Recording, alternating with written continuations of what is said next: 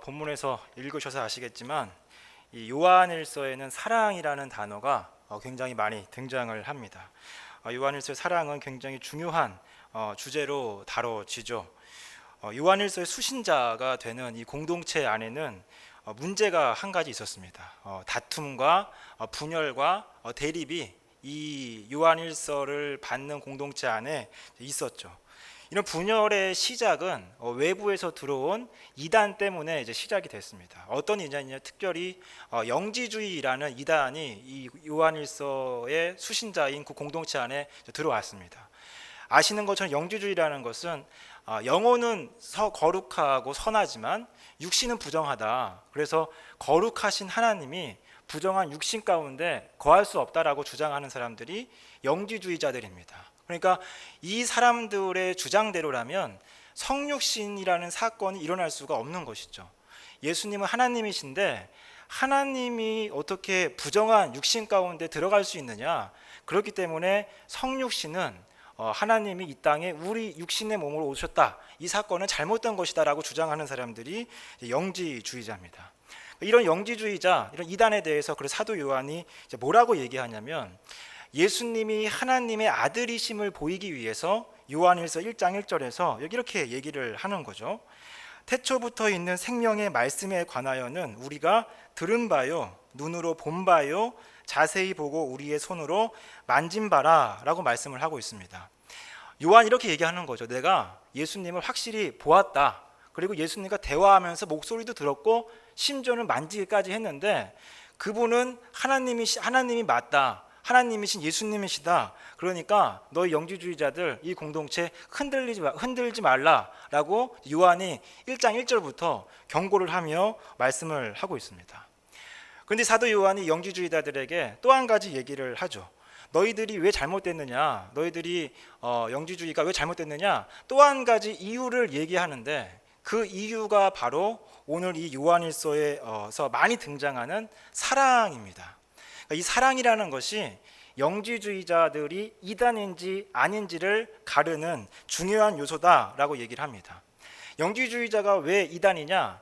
너희들에게는 사랑이 나타나지 않기 때문에 이단이다라고 사도 요한이 얘기를 합니다.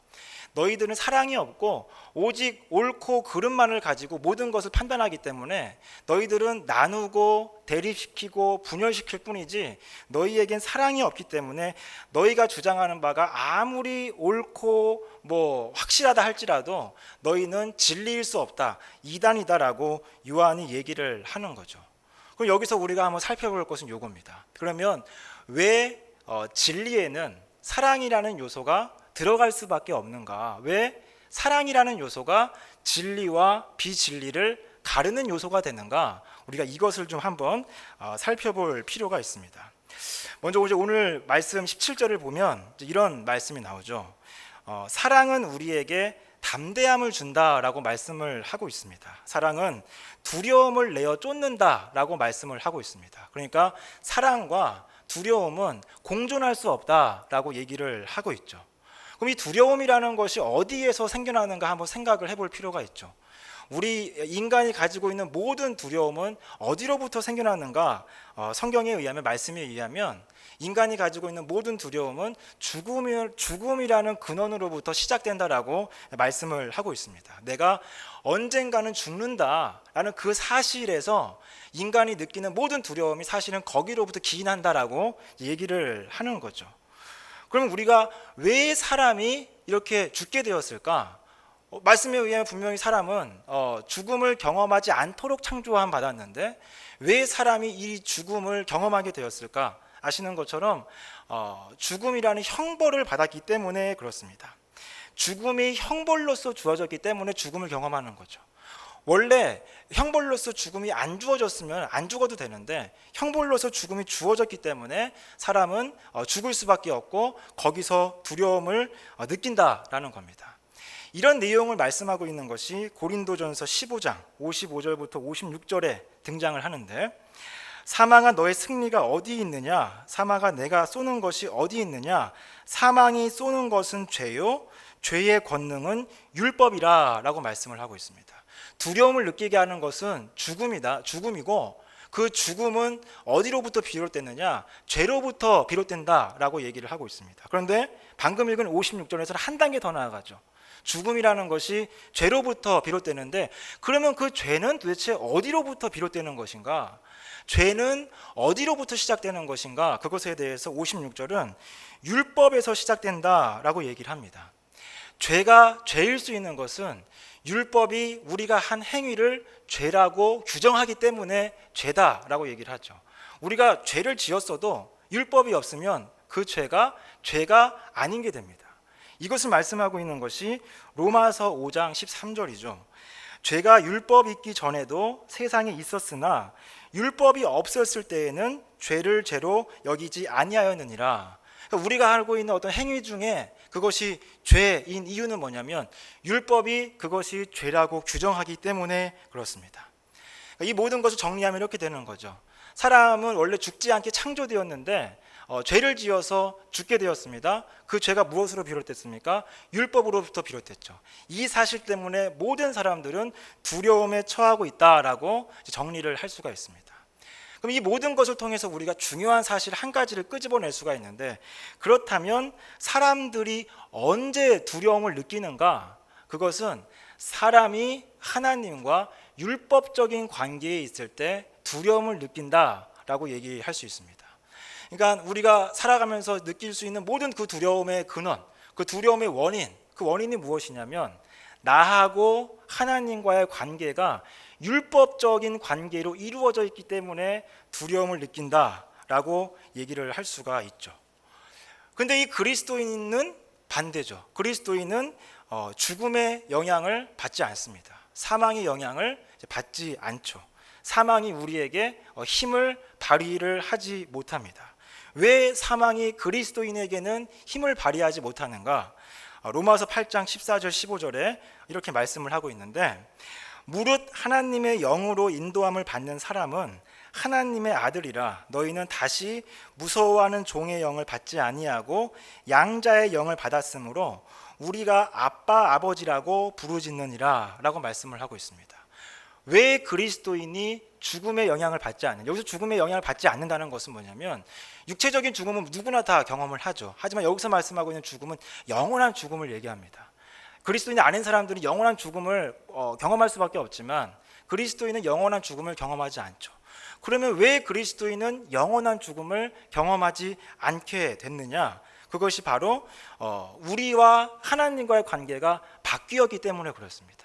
하나님 안에 들어가기 전에 우리와 하나님의 관계가 율법적인 관계였다면, 방금 읽은 로마서 8장 14절 15절에 의하면 그 율법적인 관계가 하나님과 우리의 관계가 사랑의 관계로 바뀌었기 때문에 그리스도인은 죽음의 영향을 받지 않는다라고 말씀하고 있습니다. 왜 그리스도인은 두려움을 느끼지 않고 죽음의 영향을 받지 않느냐? 하나님과의 관계가 법적 관계에서 사랑의 관계로 바뀌었기 때문이다라는 거죠. 이 법적 관계하고 사랑의 관계의 차이는 하늘과 땅의 차이만큼 굉장히 큽니다. 예를 들면 이런 거죠. 제가 차가 있는데 어떤 사람이 지나가다가 제 차를 긁었습니다. 그래서 공업사에 가니까 수리비가 100만 원이 나온 거죠. 그럼 저는 그 사람한테 반드시 그 100만 원의 비용을 받아야만 합니다. 만약에 그 사람이 100만 원을 지불할 능력이 없으면 그 사람은 100만 원의 그 돈만큼 구치소에 가서 살고 나와야 되겠죠. 하지만 그럼에도 불구하고 저는 그 사람한테 책임을 물어가지고 그 100만 원을 받아야만 하는 게 그 사람과 저의 관계죠. 법적 관계니까, 다른 관계는 없으니까. 근데 만약에 지금은 이제 없지만 제가 아들이 있다고 친다면 5살짜리 이 아들이 놀다가 제 차의 본넷 위에 올라가서 막 뛰다가 제 본넷을 찌그러뜨렸습니다. 엔진까지도 문제가 생겨가지고 수리비가 나오니까 500만 원이 나왔죠. 그럼 저는 그 아들을 어떻게 하느냐? 그 아들을 굉장히 혼내겠죠. 매를 댈 것 같습니다. 현재 제 생각으로는. 하지만 그 아들에게 제가 500만 원을 물라라고는 하지 않죠. 그 500만 원에 대한 책임을 아들에게 묻지는 않습니다. 왜냐하면 부모 자식 간의 관계이기 때문에 그렇습니다. 법적 관계하고 사랑의 관계가 이런 차이다라는 거죠. 하나님과 제가 법적 관계에 있다라고 한다면 하나님 앞에서 저는 제가 한 모든 행위의 책임을 다 져야 합니다. 하지만 하나님과 저희가 사랑의 관계에 있다면 제가 하는 모든 책임에 대해서 하나님께서 관과해 주시죠. 제가 하는 모든 행위를 하나님은 아시지만 그 행위에 대해서 하나님은 저에게 그런 책임을 묻지 않으시죠. 왜냐하면 저는 하나님과 예전에는 법적 관계에 있었지만 지금은 법적 관계를 초월한 하나님과 저는 사랑의 관계에 있기 때문에 하나님은 제게 책임을 묻지 않습니다. 그러면 왜 하나님과 제가 어떻게 사랑의 관계가 되었는가? 그것은 뭐 다 아시죠. 예수님을 믿음으로 예수님과 제가 연합되어서 하나님의 자녀가 되었습니다. 예수님으로 인해서 하나님과의 사랑의 관계에 들어간 이 그리스도인에게는 더 이상 사망이 힘을 쓸 수 없죠. 왜 그렇습니까? 사망이 힘을 쓰려면 제가 율법적 관계에 있어야 되는데 제가 하나님과 사랑의 관계에 있으니까 더 이상 율법이 제게 힘을 쓸 수가 없는 거죠. 그리스도인이라는 것은 예수 그리스도로 말미암아 이처럼 그 구원 이전과 이후에 신분과 그런 지위가 완전히 바뀌었기 때문에 하나님과의 법적 관계에 있다면 이제는 하나님의 자녀가 되었기 때문에 사망이 그리스도인에게는 힘을 쓸 수가 없습니다. 그러면 사망이 우리에게 이 그리스도인에게 다시 예전처럼 사망의 힘을 발휘하기 위해서는 지금 우리가 하나님과 맺고 있는 그 사랑의 관계가 끊어지고 다시 예전에 있었던 하나님과 제가 가지고 있었던 율법적인 관계로 돌아가면 됩니다.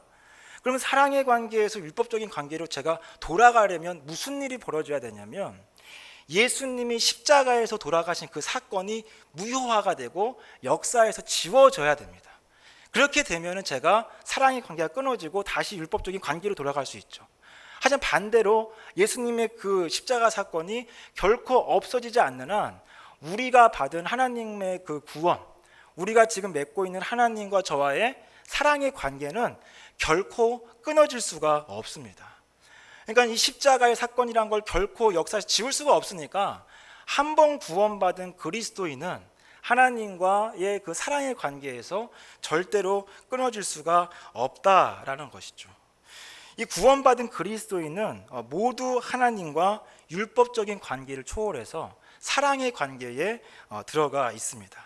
그러므로 구원에는 어떤 요소가 있냐면 사랑이라는 요소가 반드시 들어가 있을 수밖에 없습니다. 우리가 구원받았다라는 것은 하나님의 사랑이라는 요소가 그 구원 안에 들어있기 때문에 구원받은 하나님의 백성 그리스도인에게는 진리를 가진 자에게는 사랑이라는 요소가 있을 수밖에 없다라는 거죠. 그래서 오늘 이 사도 요한이 이 얘기를 하는 겁니다. 영지주의자 니네들이 잘못됐다. 왜 잘못됐느냐? 구원받은 자라면 진리를 가지고 있는 자라면 반드시 사랑이라는 요소를 가지고 있어야 되는데 너희들은 사랑이라는 요소는 절대 찾아보지도 없고 찾아볼 수도 없고 모든 일을 매사에 옳고 그름으로 판단하기 때문에 너희는 사랑의 요소를 가지고 있지 않은 진리를 가지고 있지 않은 이단이다라고 사도 요한이 이 근거를 가지고 얘기를 하는 거죠. 구원받은 백성은 하나님과의 사랑의 관계에 있다라는 거 굉장히 중요합니다. 하나님과 제가 사랑의 관계에 있다라는 것은 하나님이 내 편이다라는 거죠. 그렇기 때문에 하나님을 더 이상 두려워하지도 않고 하나님도 두려워하지 않으니까 이 세상에서 두려워할 것이 없다라는 거죠. 하지만 하나님께 죄송스러울 수는 있습니다. 면목이 없을 수는 있죠. 왜냐하면 아버지가 그렇게 나를 사랑해 주시고 또 아버지가 그렇게 내 편이 되어 주셔서 항상 내가 무슨 짓을 하든지 못된 짓을 한다 하더라도 그렇게 사랑의 눈으로 나를 쳐다봐 주시는데 그런 아버지를 실망시키고 그 뜻에 부응하지 못한 삶을 살 때는 아버지 앞에서 제 얼굴이 면목이 없을 수 있고 죄송스러울 수는 있습니다. 하지만 그 아버지를 무서워할 수는 없죠. 공포감을 느낄 수는 없습니다. 아버지가 되었는데도 그 아버지 앞에 다가가는 걸 두려워하고 다가갈 때마다 죄책감이 먼저 일어나고 그래서 아버지에게 갈 때마다 공포감을 느끼고 있다면 내가 지금 아버지의 관계, 부모 자식 간의 관계, 사랑의 관계를 하나님과 제대로 맺고 있는가 이것을 다시 한번 좀 생각을 해볼 필요가 있다라는 것이죠. 이런 오늘 이 일련의 의미에서 본다면 그리스도인이라는 것이 무엇인가? 그리스도인이라는 것은 매사를 옳고 그름으로만 판단할 수 없는 존재가 그리스도인이다라고 얘기할 수 있습니다. 그럼에도 불구하고 아직도 내가 그리스도인 되었지만 매사를 옳고 그름의 모습으로만 살아간다면 그것은 좀 문제가 있는 거죠. 실제로 저는 제 스스로를 봤을 때도 이런 경우가 많이 있습니다. 얼마 전에 제가 이런 이야기를 들었습니다. 이 이야기 때문에 이 본문을 택한 게 아닌데 어떻게 하다 보니까 연결이 돼가지고 어떤 목사님이 계시는데 그 목사님이 얼마 전에 교회에서 사임을 6월 말에 하셨습니다. 왜 사임을 했냐고 물어보니까 사역하고 있는 교회에서 맥주 감사절을 지키기 때문에 사임을 했다라는 얘기를 이제 들었습니다. 그래서 궁금했죠. 왜 맥주 감사절을 지키는데 사임을 했을까? 먼저 그럼 맥주 감사절이 무엇인지 한번 생각을 해볼 필요가 있습니다. 맥주 감사절, 유대인의 절기죠. 일종의 유대인이 지켰던 추수 감사절입니다.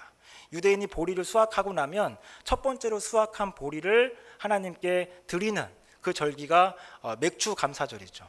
유월절하고 초막절과 함께 유대 인들에게 3대 절기로 지켜지는 굉장히 중요한 절기입니다. 그러면 이런 절기를 지키는 게 왜 문제가 되는가? 두 가지 점에서 문제가 될 수가 있습니다. 하나는 뭐냐면 구약의 모든 절기는 예수님께서 오심으로 다 완성이 됐습니다. 구약의 모든 절기는 그림자이고 실체이신 예수님이 오셔서 모든 율법을 완성하셨기 때문에 더 이상 구약의 절기를 지킬 필요가 없는 거죠.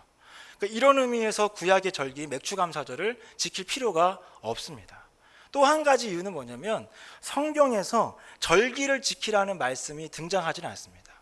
여기 절기라고 하는 것은 뭐냐면 맥주감사절도 있지만 부활절도 포함되고 성탄절도 포함되고 그리고 뭐 다른 절기들도 포함이 되죠. 이런 모든 절기들을 성경에서 지켜라라고 말씀하고 있는 부분이 없습니다. 그렇기 때문에 말씀하고 있지 않은 이 절기를 지킬 필요도 없는 거죠. 오히려 신약 성경은 골로새서 바울은 그런 절기를 지키지 말라라고 강력하게 말씀을 하고 있습니다.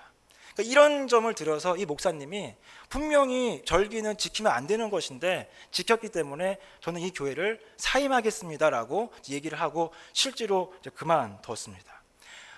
그리고 우리 이 개신교회의 모태가 된다라고 할 수 있는 종교개혁자들은 그럼 어떻게 했는가? 16세기의 종교개혁자들도 똑같은 일을 했죠. 이 절기라는 거 성경에 나와 있지 않는다.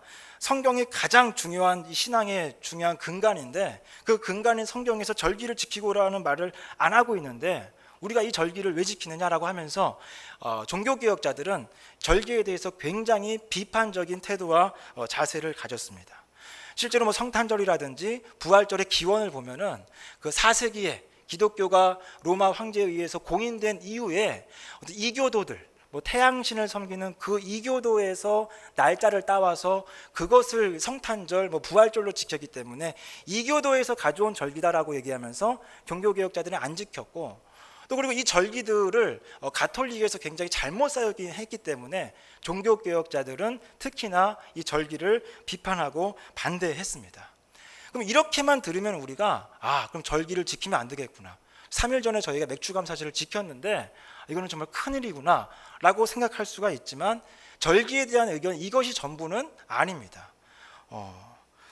종교개혁자 중에 거두라고 할 수 있는 두 인물이 있죠. 칼빈과 루터가 있는데 이 칼빈과 루터도 절기에 대해서는 비판적이었습니다. 그러면 이 두 사람이 모든 절기를 하나도 안 지켰느냐? 그것은 아닙니다. 칼빈과 루터도 그 당시 자기들이 목회를 할 때 어떤 뭐 부활절 시즌이 오고 성탄절 시즌이 오면은 그 당시에 있었던 교회력에 맞춰서 성탄절 본문, 부활절 본문을 가져와서 설교를 했습니다. 이런 사실들로 볼 때 이런 루터나 칼빈도 교회력을 인정했고 절기를 용인했구나라는 것을 알 수도 있는 거죠.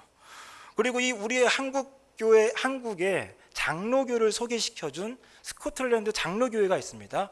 장로교의 모태이기 때문에 굉장히 더 보수적이고 전통적인데 이 스코틀랜드 장로교회는 16세기에 모든 절기를 다 폐지시켰습니다. 절대로 하면 안 된다라고 폐지를 시켰는데 19세기와 20세기 들어오면서 스코틀랜드에서 지금 무슨 일이 벌어지고 있냐면 다시 교회력을 만들고 교회력에 따라서 절기를 지키려는 움직임들이 지금 나타나고 있습니다.